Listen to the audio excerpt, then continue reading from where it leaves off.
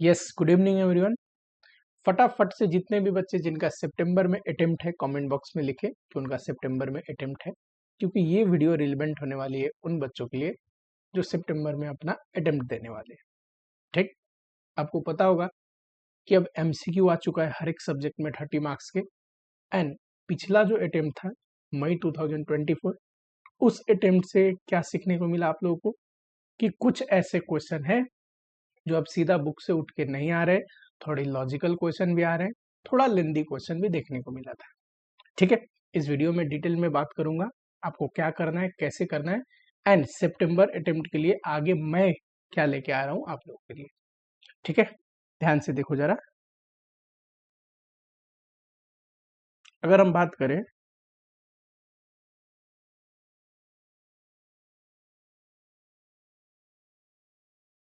सितंबर attempt के लिए,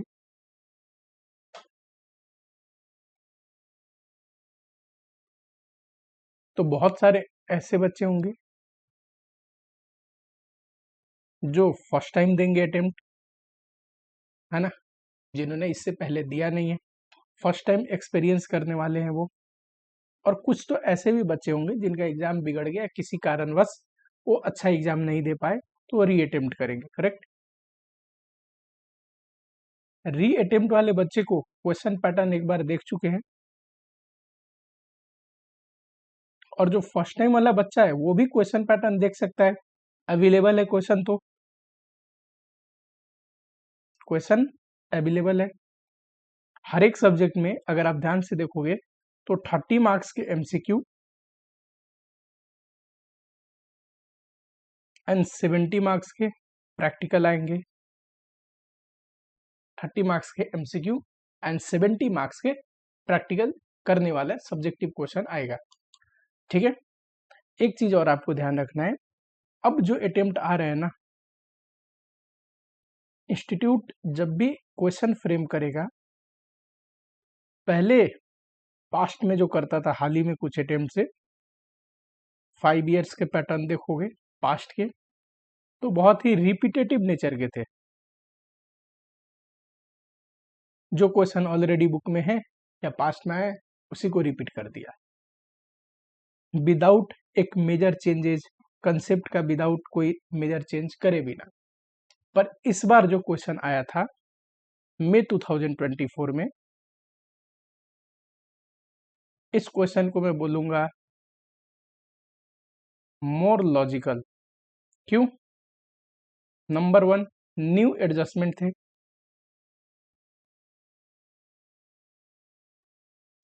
question में नए नए पॉइंट थे, जैसे कि आपको ध्यान होगा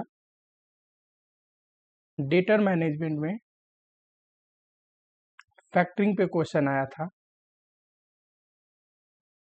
किसकी बात कर रहा हूँ? सीए इंटर एफएम की बात कर रहा हूँ।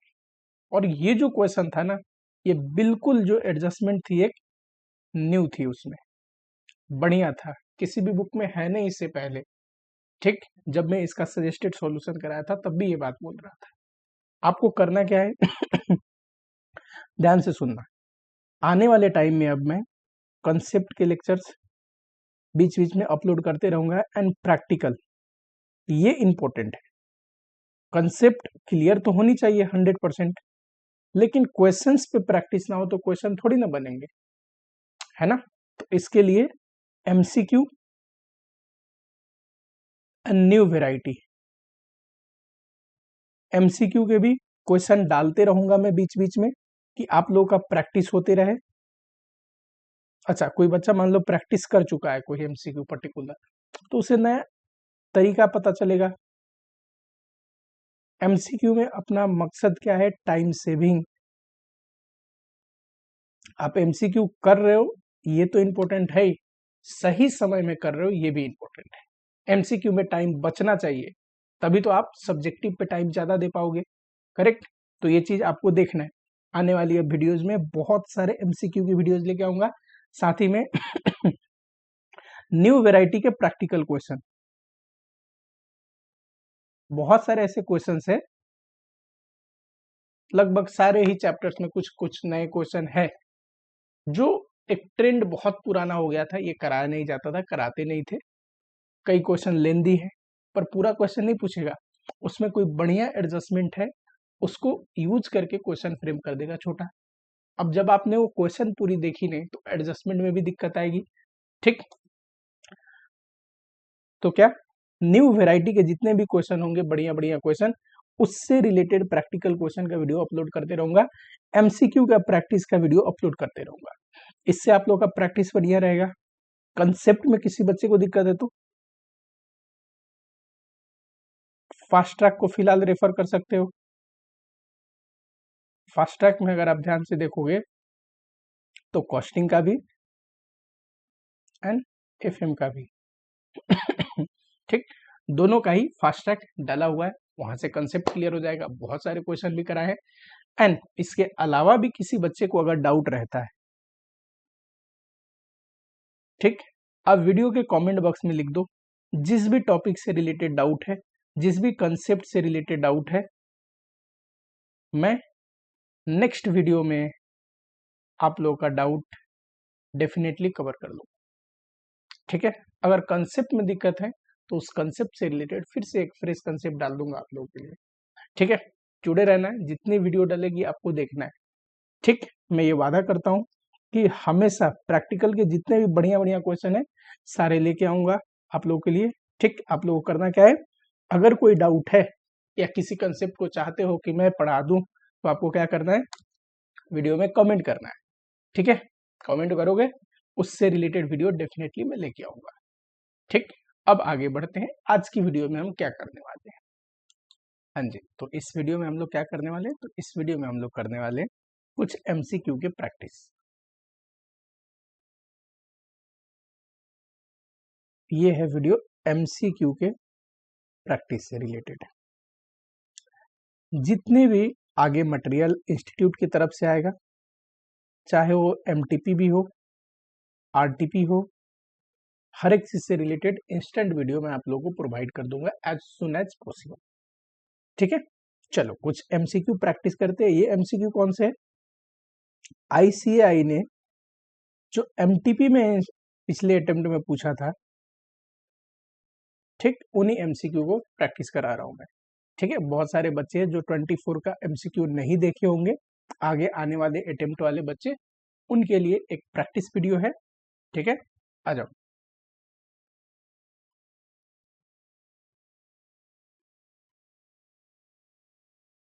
ये रहा एमटीपी 2 है मे 24 का, और एमटीपी 1 कब करेंगे, नेक्स्ट वीडियो में।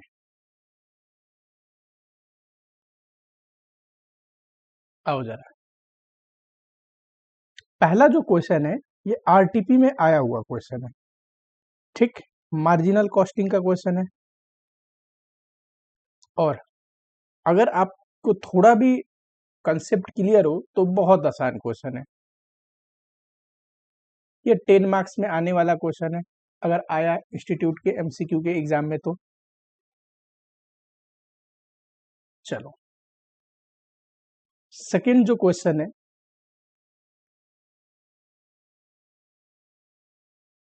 ये स्टैंडर्ड कॉस्टिंग है। ये भी क्वेश्चन आरटीपी में आया हुआ क्वेश्चन है। ठीक, एंड मजे की बात, अगर आपकी कंसेप्ट क्लियर हो तो ये भी वेरी इजी क्वेश्चन पूछा था। कंसेप्ट क्लियर होनी चाहिए। स्टैंडर्ड कॉस्टिंग में तो ऐसे भी बहुत सारे बच्चे को कंसेप्ट में ही प्रॉब्लम रहता है तो क्वेश्चन मुश्किल लग सकता है, लेकिन क्वेश्चन है निहायती आसान। अभी मैं कराता हूँ, खुद ही आपको समझ में आ जाएगा। थर्ड क्वेश्चन जो पूछा था ये लेबर चैप्टर या एम्प्लॉय कॉस्ट से पूछा था, बहुत बेसिक है, इंसेंटिव स्कीम पे क्वेश्चन है। चौथा जो चैप्टर है A B activity based costing पे पूछा है।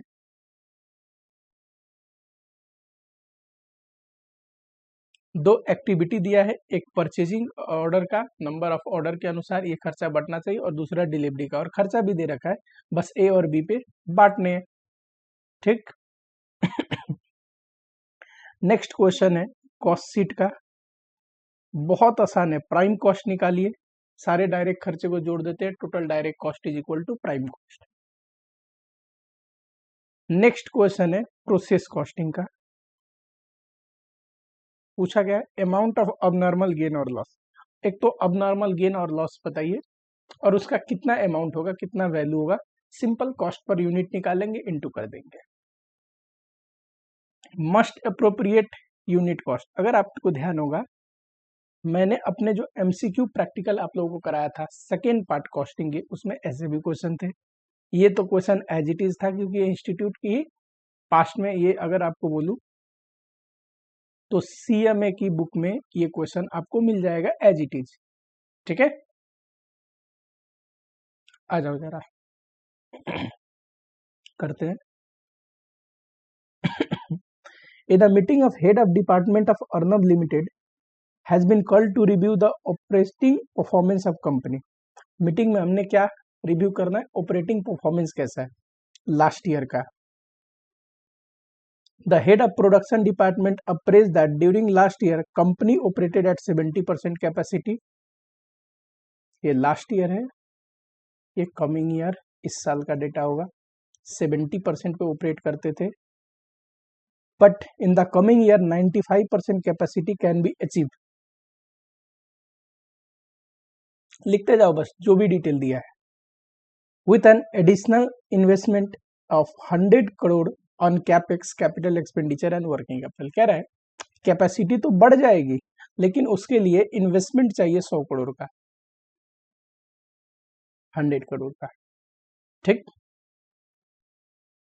इन head of finance department has been presented that during last year, finance department क्या बोलता है, लास्ट ईयर पीबी रेशियो था 40%, margin of safety 50 crore and break even थे 200 crore.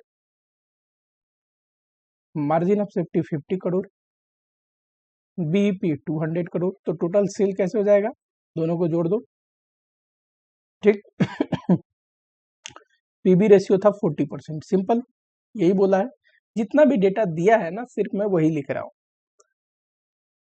To reply to the proposal of increase in production capacity to 95, हम सोच रहे हैं ना 95% पे ऑपरेट करें। देखना जरा, head of finance department has inform that अगर हम 95% पे ऑपरेट करते तो फाइनेंस डिपार्टमेंट क्या बोलता है, selling price and variable cost will reduce by 8% and 5% of sales. ये इंपॉर्टेंट है, ऑफ सेल्स। ठीक, यानी कि देखना अभी पीबी रेशियो 40 है, तो अगर सेलिंग प्राइस 100 होगा तो वेरिएबल कॉस्ट कितना होगा अभी 60, तभी तो कंट्रीब्यूशन 40 होता होगा। ठीक, और पीबी रेशियो निकालोगे 40 डिवाइड बाय 100 इंटू 100, 40%। ये अभी की है। नेक्स्ट ईयर क्या होने वाला है सेल प्राइस 8% से घट जाएगा तो 92, एंड वेरिएबल कॉस्ट पहले सेल्स का 60% था, अब 5% घट जाएगा सेल्स का, तो सेल्स का कितना परसेंट हो जाएगा, बोलो फटाफट से 55%। 55% ऑफ सेल्स, सेल्स तो 92 है। ठीक, तो वेरिएबल कॉस्ट घटा दोगे कितना आएगा, 92 का 0.55, तो कंट्रीब्यूशन कितना आएगा 41.4, और पीबी रेशियो कमिंग ईयर में कितना हो जाएगा बताइए 45%। ठीक, इतना जिस बच्चे ने ये सही कर लिया, ये नेक्स्ट ईयर का पीबी रेशियो, उसका क्वेश्चन 100% करेक्ट हो गया। ठीक, आगे वो सही बनाएगा इसकी गारंटी है। ठीक है, fix cost will increase by 20 crore due to increase in depreciation on additional asset. कह रहा है जितना भी फिक्स कॉस्ट है अगले साल 20 करोड़ से बढ़ जाएगा। क्यों, नया जो 100 करोड़ की इन्वेस्टमेंट कर रहे हैं एसेट में, एसेट एंड वर्किंग कैपिटल, तो उस एसेट पर डेप्रिसिएशन होगा, वो भी फिक्स कॉस्ट का पार्ट है। अब बताओ इस साल फिक्स कॉस्ट कितना है, आपको पता होनी चाहिए। बीईपी का जो कंट्रीब्यूशन है वो फिक्स कॉस्ट होता है 80, यहाँ पे फिक्स कॉस्ट कितना होगा नेक्स्ट ईयर 80, उसमें 20 करोड़ बढ़ जाएगा। करेक्ट। एडिशनल कैपिटल जो आ रहा है ना 100 करोड़ का एडिशनल कैपिटल ले रहे हैं 100 करोड़ का, वो 15% इंटरेस्ट उस पर पे करनी पड़ेगी। ठीक है, इंटरेस्ट कितना 100 करोड़ इंटू 15%, तो 15 करोड़ का तो इंटरेस्ट हो गया। ठीक आ गया। In the coming financial year it has been aim to achieve that additional profit of 10 crore. हम कितना एडिशनल प्रॉफिट कमा रहे हैं, कमाना चाहते हैं 10 करोड़ एक्स्ट्रा इस साल से। इस साल प्रॉफिट कितना है? प्रॉफिट कैसे निकलता है बच्चे? सर मार्जिन ऑफ सेफ्टी का जो कंट्रीब्यूशन है ना, वो प्रॉफिट होता है। ठीक, 50 इंटू 40%, 20। अगर 20 करोड़ कमा रहा है तो करेंट ईयर इस साल में कितना कमाना है? 10 करोड़ ज्यादा, 30 करोड़। ठीक, over and above last year profit after adjusting interest on working capital, additional capital. कह रहा है ये जो 30 करोड़ प्रॉफिट होनी चाहिए ना, वो ये इंटरेस्ट पे करने के बाद, यानी कि sales minus variable cost minus operating fix cost minus interest, तब जो बचे वो कितना होना चाहिए? 30 करोड़। याद रहेगा क्या? चल,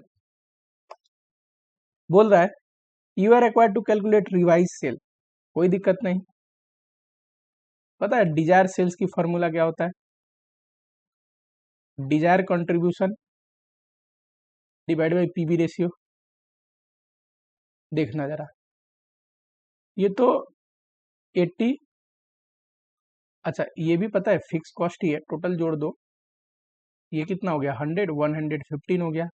तो 115 प्लस 30 करोड़ प्रॉफिट भी कमाने हैं और पीवी रेशियो 45% है। बताओ जरा,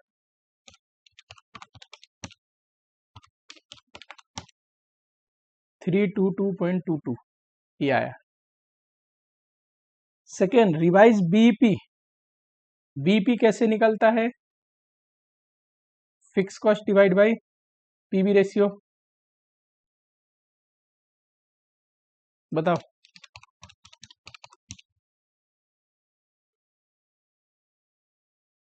ठीक, ये बीईपी बच्चे टोटल बीईपी है। एक होता है ऑपरेटिंग बीईपी जिसमें सिर्फ ऑपरेटिंग फिक्स कॉस्ट लेते हैं जो कि 100 करोड़ होता है। एक होता है टोटल बीईपी जिसमें फाइनेंशियल फिक्स कॉस्ट भी लेते हैं जो हमने जोड़ दिया। ठीक, अगर सिर्फ बोलता है, यहाँ पे क्वेश्चन कंफ्यूज कर सकता है, बोलता ऑपरेटिंग बीईपी निकालिए, तो अब 100 करोड़ डिवाइड बाई 0.45 ये आता 222.22।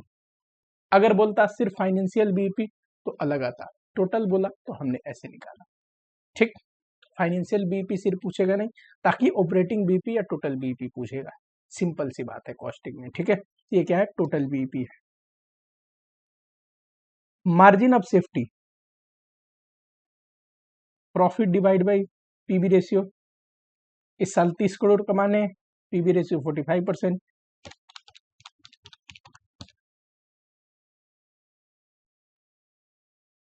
ठीक, profit of last year 20 crore, profit of coming year 30 crore, 10 crore extra कमा रहे हैं, ये तो निकाल ही रखा है। Total cost of last year, बताओ लास्ट ईयर में फिक्स कॉस्ट 80 है एंड वेरिएबल कॉस्ट, पता है आपको वेरिएबल कॉस्ट कितना है? कंट्रीब्यूशन 40% है, तो वेरिएबल कॉस्ट रेशियो कितना हुआ? 60%। 250 करोड़ सेल था, उसका 60% वेरिएबल कॉस्ट। बताओ, 230 करेंट ईयर में, ये बढ़ के इतना हो गया।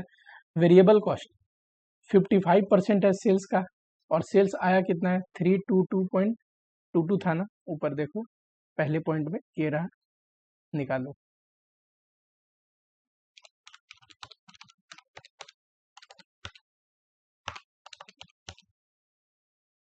ये आ रहा है 292.22। ठीक है, ये रहा, सॉरी ऊपर है, ये रहा। सिंपल। क्या ट्रिकी था इसमें? सिर्फ एक पॉइंट ट्रिकी था, बताएगा कोई मुझे? करेंट ईयर का इस साल का बीपी, सॉरी इस साल का पीवी रेशियो। अगर पीवी रेशियो किसी ने सही निकाला तो डेफिनेटली क्वेश्चन सही करेगा, ये मैं शुरू में आपको बोला था। A manufacturer of single product A, this much unit of A has been produce in a month. Actual unit हमने कितना बनाया? 8000 यूनिट, कोई दिक्कत नहीं। At the beginning of year this much unit of A has been planned, हमने budget कितना किया था, 1,20,000 यूनिट पूरे साल के लिए, और कॉस्ट ये दे रखा है जो हमने एस्टिमेट किया था, ये कॉस्ट कितना है, 1,20,000 यूनिट का बजटेड कॉस्ट।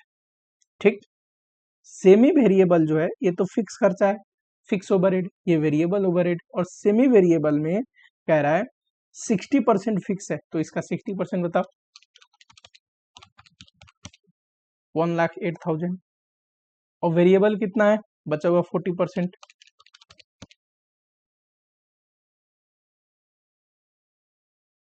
ये फिक्स, ये वेरिएबल। चलो, record show that the company would have been operated 20 days, usually हम 20 दिन ऑपरेट करते हैं, लेकिन एक दिन फेस्टिवल था तो एक्चुअल वर्किंग डे कितना हो गया, 19। ठीक, एंड बजटेड डे कितना होना चाहिए, 20, क्योंकि हम महीने में 20 दिन ऑपरेट करते हैं। ठीक, ये क्यों बोल रहा है, कैलेंडर वेरिएंस निकालने के लिए। आगे देखो, एक्चुअल डेटा दिया है, 8,000 यूनिट बनाया है ना हमने एक्चुअल में, तो 8,000 का दिया होगा, एक साल में सोचा था 1,20,000 बनाने का, एक महीने में हमने बनाया 8,000, 8,000 का एक्चुअल खर्चा दिया है, सोचा था महीने में 20 दिन काम करते हैं, किया एक्चुअली में 19 डेज। ठीक, चलो, you are required to calculate for the preparing, ये वेरिएंस रिपोर्ट के लिए ये बताइए, वेरिएबल ओवरहेड कॉस्ट वेरिएंस, बड़ा सिंपल है, कैसे निकलता है, रिकवर्ड माइनस एक्चुअल,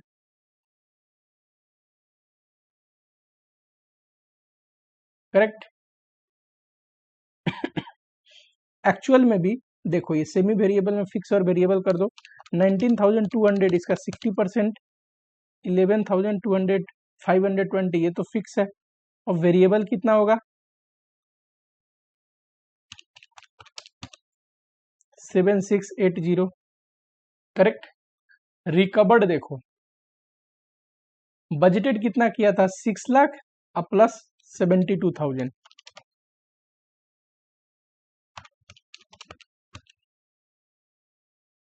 6,72,000, ये कितने यूनिट के लिए, 1,20,000, तो 8,000 यूनिट का कितना होना चाहिए,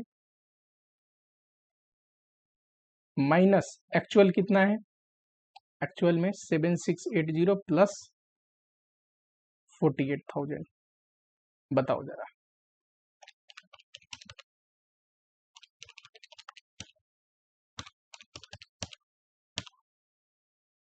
ये आ रहा है 44,800 माइनस ये कितना आएगा,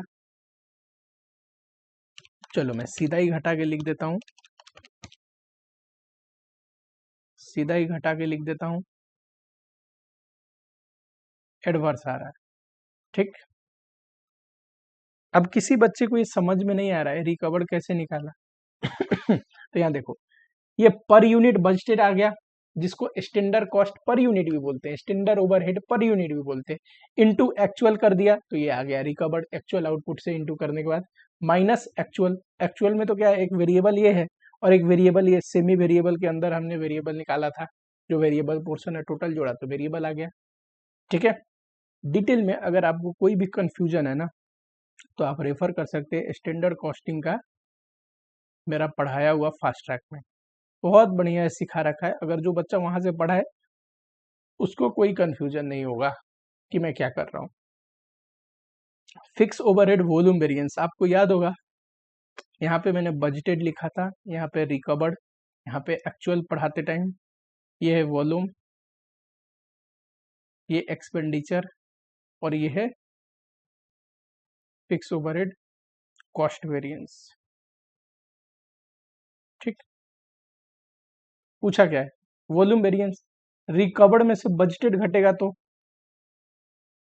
रिकवर्ड माइनस बजटेड, रिकवर्ड बताओ ये 12 लाख है फिक्स ओवरहेड, प्लस इसमें 1,08,000 है, कितना आया, 13,08,000, सर 13,08,000 है, डिवाइड बाई 1,20,000 पर यूनिट आया स्टैंडर्ड। ठीक है, रिकवरी रेट पर यूनिट भी बोल सकते हैं, इनटू करेंगे 8,000 से तो ये रिकवर्ड आ गया। अच्छा, बजटेड घटाना हो तो सर ये 13,08,000 जो है ये 12 मंथ का है, डिवाइड बाय 12 कर देंगे तो 1 मंथ का बजटेड आ जाएगा 1,09,000। चलो करके बताओ कितना आ रहा है।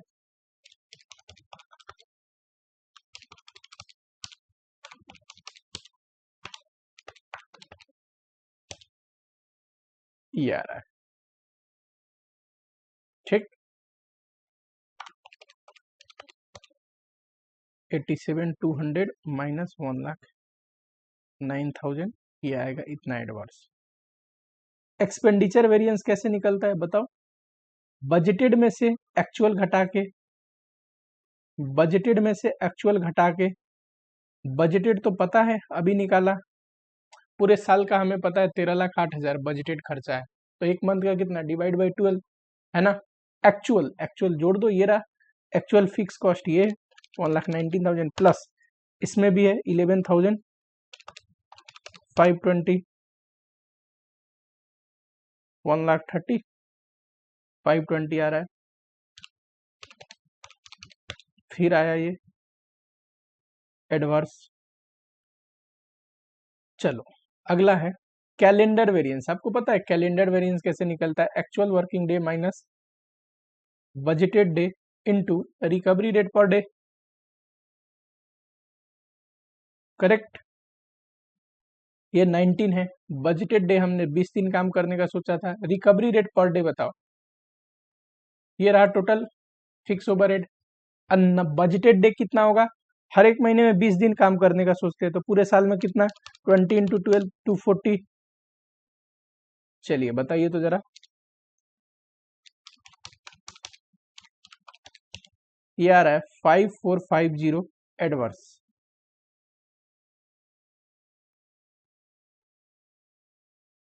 Next amount of fix overhead cost variance. Cost variance कैसे निकलता है, ये देखो डेटा।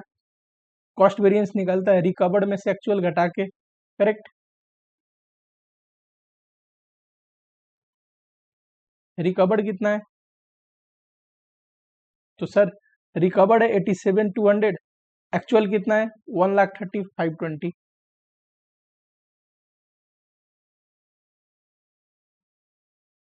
बताओ ये भी एडवर्स आएगा। वैसे ये इतना ना भी करता तो चलता है, कैसे देखना जरा। हमें क्या पूछा था, फिक्स ओवरहेड कॉस्ट वेरिएंस, ये कैसे निकलता है, वॉल्यूम प्लस एक्सपेंडिचर, वो तो निकाल ही रखा था। ये रहा वॉल्यूम वेरिएंस, ये रहा एक्सपेंडिचर वेरिएंस, दोनों को जोड़ दो तो इतना ही आएगा 21,800 प्लस 21,520 43,320। ठीक है, क्लियर होनी चाहिए बस लॉजिक, फटाफट बनते हैं question. Amount of wages under हल से 420, हल से के अनुसार वेजेज निकाल दिया। कैसे निकलता है, time rate actual hour into rate plus time save का 50% बोनस देंगे, time save into rate into 50%, correct. Time allowed है standard hour 8 and guaranteed wage rate, rate है 60। पूछा है टाइम सेव बताइए, तो एक्चुअल आवर निकाल लेते हैं, फिर ऑटोमेटिकली टाइम सेव आ जाएगा। ठीक, जरा देखो, हलसे का वेजेज 420 दिया है, कैसे निकलता है, actual hour into rate, rate 60 है, प्लस टाइम सेव कैसे निकलेगा, standard our minus actual hour into rate का 50%। बताओ, ये इसका 50% 30 होगा, 3 8 3 जो 24,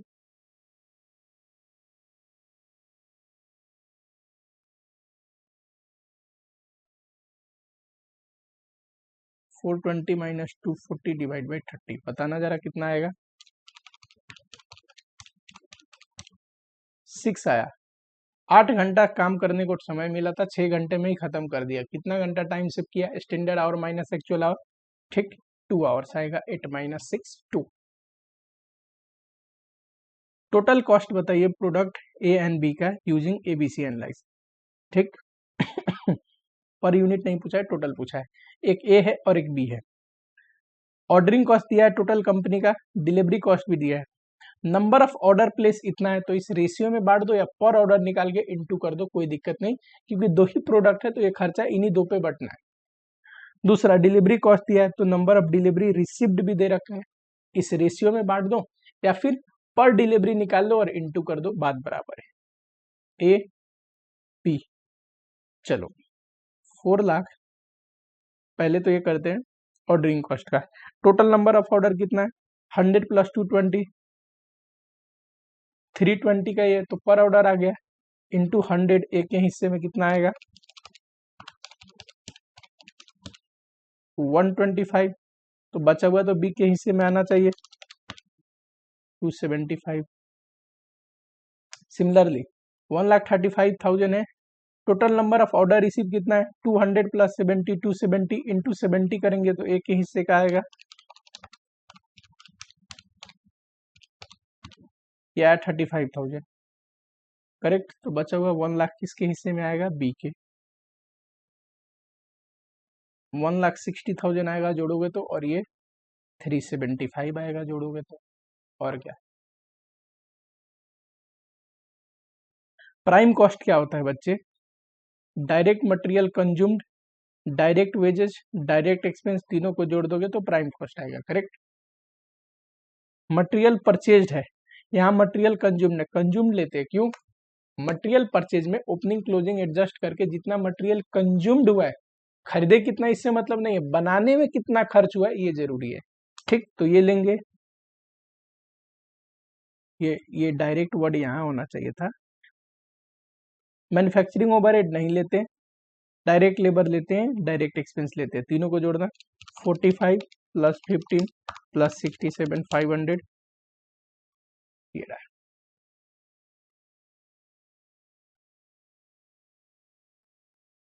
अब product passes through process 1, input कितना है 8000, प्रोसेस 1 है, हमने इनपुट 8000 डाला है, ठीक। नॉर्मल लॉस 8%, सॉरी 10%, तो 8 से हो गया, with realisable value 5 rupees, 7,600 unit were produce and transfer, ये नॉर्मल लॉस है, ये आउटपुट है जो सेकेंड प्रोसेस में गया होगा, ठीक। If the total cost incurred in process 1, ये थोड़ा यहाँ स्पेस नहीं है, कह रहा है कि टोटल कॉस्ट जो इनकर्ड हुआ है ना प्रोसेस 1 में, ये 40,000 है, ठीक। अब देखना जरा, इधर कितना यूनिट हुआ 8,400, इधर कितना यूनिट हुआ सिर्फ 8,000, तो 4 से जो ये है, ये क्या है, ये है अब नॉर्मल गेन, ठीक। Reduction in abnormal loss is equal to abnormal gain, as saving in abnormal loss is equal to abnormal gain, ठीक है। 8,000 यूनिट में से 8 से डिस्ट्रॉय हो जाता है नॉर्मल लॉस, तो बनना चाहिए था सिर्फ इतना, पर बन कितना गया इतना, 4 से जो एक्स्ट्रा बच के बन गया ना अच्छे यूनिट, इसको अब नॉर्मल गेन बोला जाता है, ठीक। प्रोसेस कॉस्टिंग में आपको डिटेल में पढ़ा रखा है, यहाँ पे मुझे एक्सप्लेन करने की जरूरत नहीं आनी चाहिए, ठीक है। चलो इसका क्या निकालना है, अमाउंट, अमाउंट कैसे निकलता है अब नॉर्मल गेन का, कॉस्ट पर यूनिट इनटू अब नॉर्मल गेन यूनिट। अच्छा कॉस्ट पर यूनिट कैसे निकलता है, total cost minus recovery of normal loss divide by total unit minus normal loss unit, तो ये तो कॉस्ट पर यूनिट आ गया, अब नॉर्मल गेन 4 से है। चलो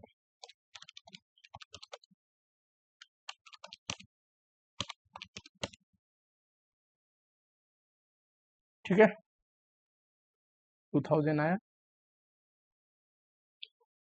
अगला है what is the most appropriate cost unit, ये क्या है ट्रांसपोर्ट कंपनी है, उसमें भी क्या गुड्स कैरी करता है टन, तो टन किलोमीटर, ठीक। कॉस्ट यूनिट क्या है टन किलोमीटर, सबसे ज्यादा अप्रोप्रिएट, टन किलोमीटर दे रखा है, टोटल कॉस्ट भी दे रखा है, तो कैसे निकालेंगे कॉस्ट पर टन किलोमीटर, कैसे निकलेगा, टोटल कॉस्ट ले लो और डिवाइड कर दो भाई टन किलोमीटर से,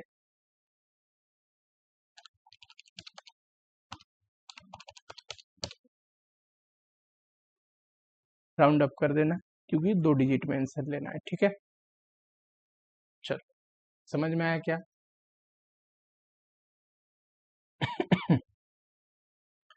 चलिए इस वीडियो को यहीं पे लेक्चर को एंड करता हूँ।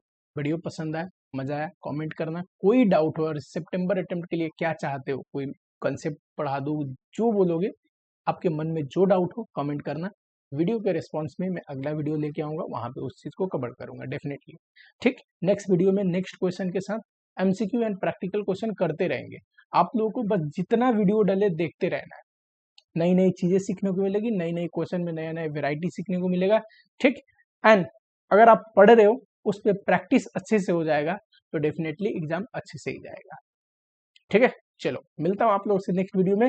वीडियो पसंद आई चैनल को सब्सक्राइब जरूर कर लेना, वीडियो को लाइक कर देना। कोई भी डाउट हो कमेंट बॉक्स में जरूर लिखना।